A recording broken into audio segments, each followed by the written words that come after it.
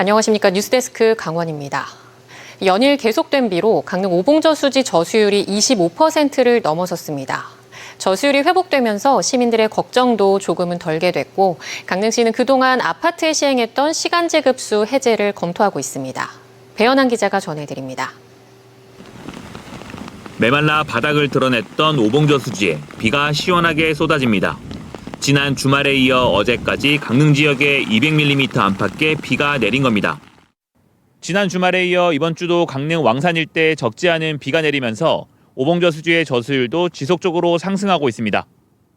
지난 12일 11.6%까지 떨어지며 10%선 붕괴를 앞뒀던 오봉저수지의 저수율은 잇따른 비로 25% 선도 회복했고 앞으로 며칠간 추가 상승도 기대되고 있습니다. 지난주 첫 비가 왔을 때는 워낙 대지가 말라서 저수율이 11%대에서 16%대로 5%포인트 올랐지만 이번 비로 16%에서 오후 2시 기준 25%로 10%포인트 가까이 올라 훨씬 큰 폭의 상승세를 보였습니다. 땅이 물을 머금은 상태에서 비가 왔기 때문에 저수지로 흘러든 양도 많았습니다.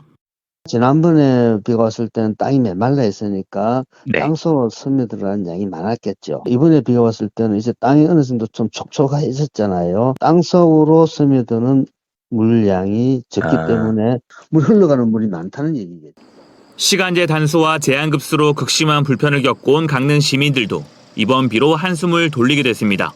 비가 오니까 마음이 부자된 것 같고 하늘을 보니까 너무 고마운 거예요. 너무 고맙고 이제 좀 한시름 덜은 것 같아요. 한편 강릉시는 저수율 상승 추이를 지켜본 뒤 아파트 시간제 단수와 제한급수 조치 등에 대해 조정을 검토 중인 것으로 알려졌습니다. MBC 뉴스 배현환입니다. 대부분 지역에 비가 내렸지만 강원 남부권은 많지 않은 강우량을 기록해 가뭄 걱정을 덜지 못하고 있습니다.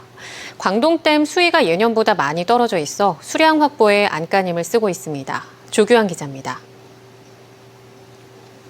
한강 발원지인 태백 검룡소 일대에서 내려온 물이 흐르는 골지천입니다.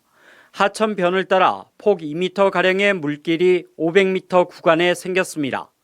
가뭄 때문에 하천이 심하게 마르자 흐르는 물이 땅속으로 새지 않도록 비닐을 깔아 물길을 만든 겁니다. 주민분들 의견을 좀 들었고 저희가 물돌리 작업을 실시한 결과 하천물이 좀 빠지는 구간을 좀 확정이 되었고 그래서 원수 확보를 위해서 저희가 작업을 시작했습니다. 골지천 하류인 광동댐으로 내려갈수록 흐르는 물은 점점 줄어듭니다. 태백시는 이번 달부터 하천 약 4km 구간에 저류시설 10여 곳을 만들어 물을 가둔 뒤 광동댐까지 관로로 물을 더 보낼 계획입니다. 최근 비가 조금 내리면서 광동댐 수위는 더 떨어지지 않았지만 여전히 저수율은 예년의 절반 수준인 36%대에 그쳐 가뭄 대응 단계가 오히려 관심에서 주의로 높아졌습니다. 광동댐 물 사정이 나빠지자 발등에 불이 떨어진 건 태백시입니다. 삼척과 정선에선 일부 지역만 광동댐 물을 쓰지만 태백시는 거의 모든 용수를 의존하고 있습니다. 제한급수를 겪는 강릉시와 물 확보 사정이 비슷합니다. 이렇다 보니 농업용수는 이미 방류 제한을 시작한 지 일주일째입니다. 시민을 대상으로 물절약 홍보가 시작됐고 공공청사는 물 사용량을 10% 이상 줄이도록 했습니다. 수영장 위주로 해서 강원랜드 복지관이라든가 저희들 국민체육센터 이런 물 사용이 많은 그 기관에 대해서 좀 자제를 요청드리고 있습니다. 또 물 사용을 20% 줄이는 시민들에게 수도 요금을 깎아주는 방안을 관계기관과 협의하고 있고 삼척과 정선 등 인접 시군과 급수 대책을 논의하기 시작했습니다. MBC 뉴스 조기환입니다. 국내 의료기기 산업의 중심지 원주에서 21번째 강원 의료기기 전시회가 개막했습니다. 단순히 강원도에서 만들어진 의료기기를 홍보, 판매하는 것을 넘어 디지털과 AI 등 최신 기술과의 접목, 그리고 확산 가능성을 확인하는 교류의 장으로 거듭나고 있습니다. 윤하은 기자가 보도합니다.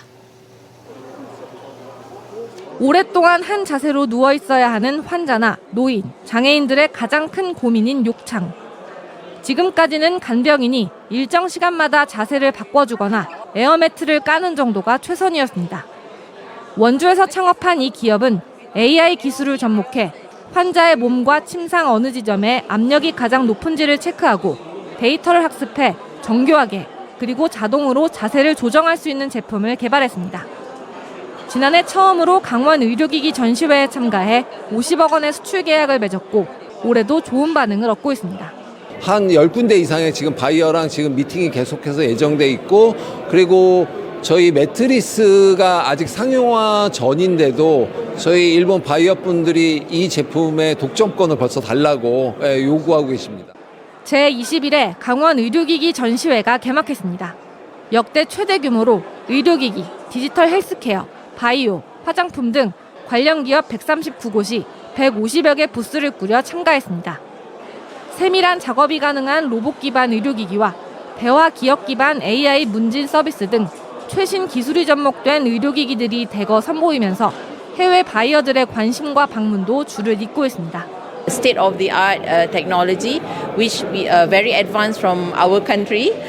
But then for the knowledge purpose and technological transfer, it is interesting for us to learn from South Korea, especially from this GMES. 참가 기업들이 실질적인 비즈니스 성과를 낼 수 있도록 돕는 교류회와 국가별 인허가 절차 변화, 해외 규제 동향 등을 배울 수 있는 의료기기 규제 관련 포럼, 채용 박람회 등 다양한 프로그램도 함께 운영됩니다. 연구 개발 능력을 높여서 혹은 연구 기획 능력을 높여서 기업들에게 직접 다가가려고 합니다. 그래서 그 기업들이 많은 과제들을 딸 수 있고 저희 원주가 잊혀지지 않는 혹은 의료기기의 메카라는 것을 좀 사실상 알려주고 싶습니다. 한편 원주 의료기기 산업계에서는 디지털 전환, AI 기술 개발과 접목은 거스를 수 없는 흐름인 만큼 이에 발맞춰 산업을 고도화시켜 나가기 위해 첨단 의료복합단지 지정 같은 정부의 지속적인 투자를 요구하는 목소리도 나왔습니다. MBC 뉴스 윤하은입니다. 민족의 대명절 추석이 다가오고 있습니다.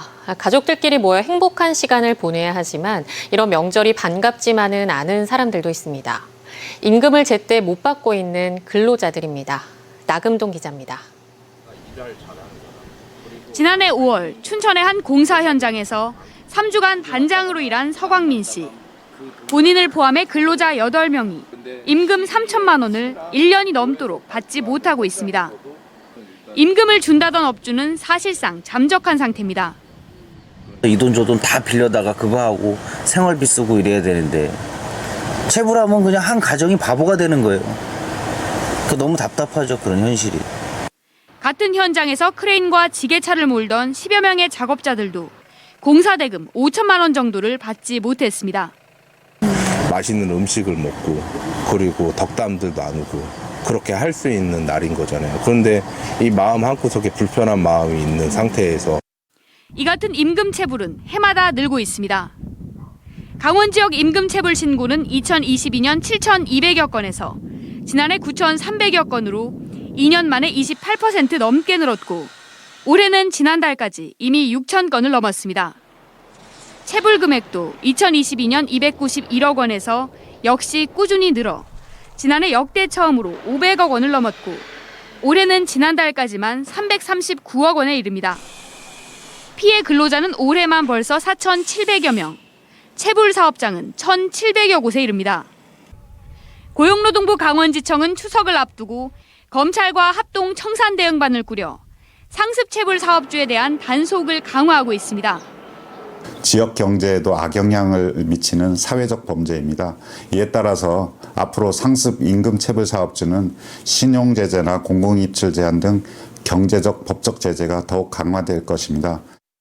고용노동부 단속을 통해 올 들어서만 31명의 사업주가 불구속 입건돼 수사를 받았습니다. 임금 체불 사업장이 계속 발생하면서 일한 대가를 받지 못한 근로자들의 속이 타들어가고 있습니다. MBC 뉴스 나금동입니다.